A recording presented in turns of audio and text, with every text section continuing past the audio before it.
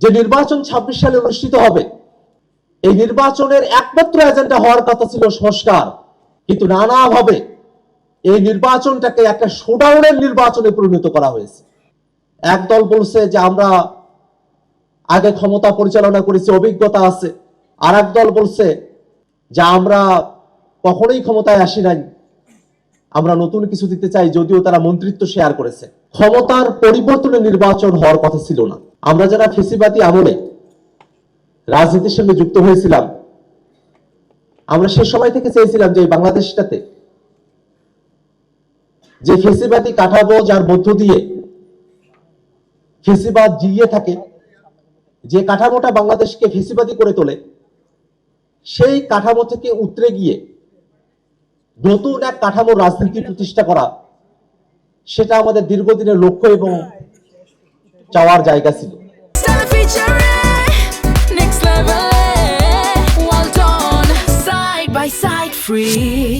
যে নির্বাচন ২৬ সালে অনুষ্ঠিত হবে,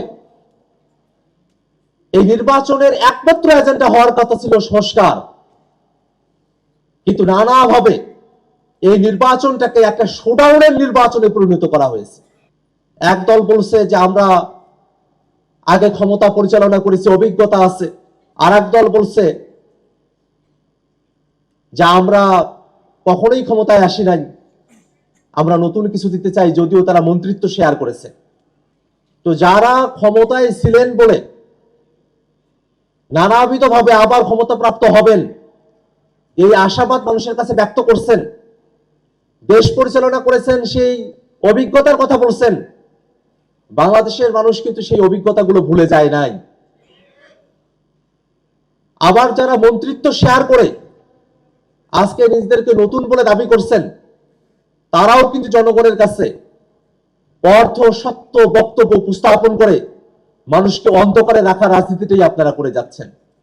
বর্তমান যে বাংলাদেশ, এই সময়টাতে বাংলাদেশের রাজনীতিকে নতুন ভাবে কিভাবে ঢেলে সাজানো যায়, কিভাবে এই রাজনীতিকে আমরা একটা পলিসির রাজনীতিতে রূপান্তরিত করতে পারি, কিভাবে বাংলাদেশের আপামর জনতা,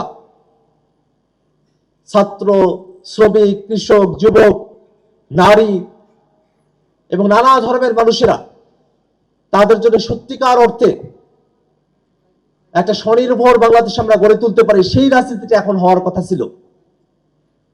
কিন্তু সেই রাজনীতিটা না হয়ে শুধুমাত্র ক্ষমতা দখলের কে কেন্দ্র করে নানা ধরনের বাইনারি তৈরি করে বাংলাদেশের মানুষকে সামনের নির্বাচনে ভুলভাবে প্রভাবিত করার এক ধরনের প্রবণতা আমরা রাজনৈতিক দলগুলোর কাছে আমরা লক্ষ্য করছি।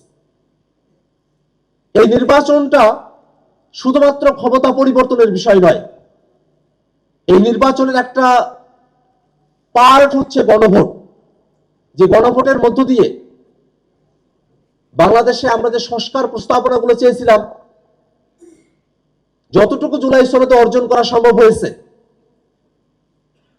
জুলাই সনদ বাস্তবায়ন আদেশে যতটুকু অন্তর্ভুক্ত করা হয়েছে, তা কতটুকু বাংলাদেশে গৃহীত হবে বা না হবে, সেই পয়েন্ট অফ ভিউ থেকে যে গণভোটটা অনুষ্ঠিত হবে, সেটাও কিন্তু এই নির্বাচনের একটা পার্ট।